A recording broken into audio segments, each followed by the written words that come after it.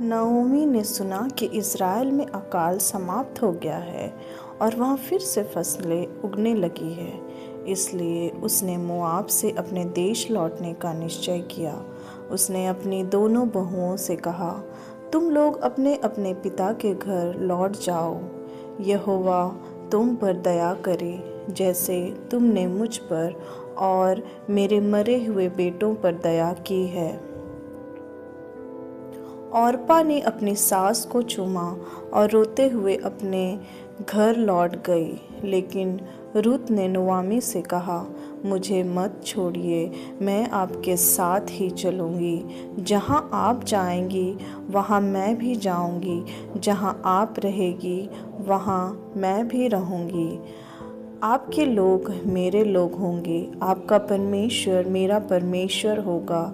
जब आप मरेगी वहीं मैं भी मरूंगी और वहीं दफनाई जाऊंगी। यदि आपसे अलग हो जाऊं तो यहोवा मुझे दंड दे।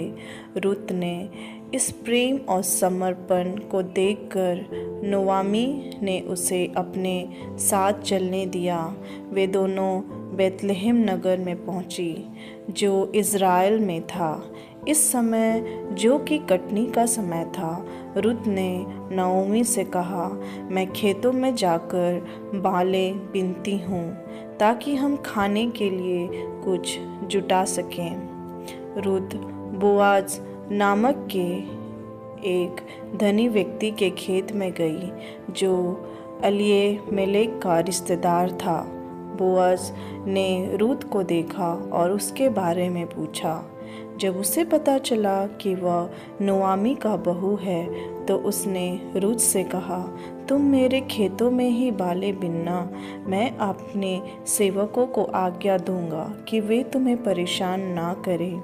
बोआज ने रूत के प्रति बहुत दया दिखाई, उसे अपने खाने के लिए बुना हुआ अनाज भी दिया। रूत ने नुआमी को बताया कि बोआज ने उसके साथ जैसा व्यवहार किया वो बहुत ही अनमोल और सुंदर था। नओमी ने रूत से कहा, बोआज हमारा निकटतम रिश्तेदार है, वही हमारा उद्धारकर्ता हो सकता है।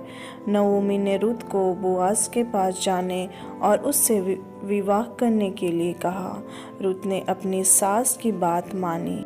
बोआज ने रूत से विवाह किया और वह एक पुत्र के माता पिता बने, जिसका नाम ओबेद था।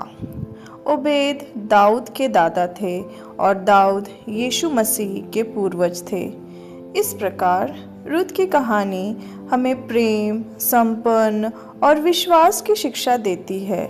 यह हमें यह बताती है कि परमेश्वर उन लोगों को आशीष देता है जो उस पर भरोसा करते हैं।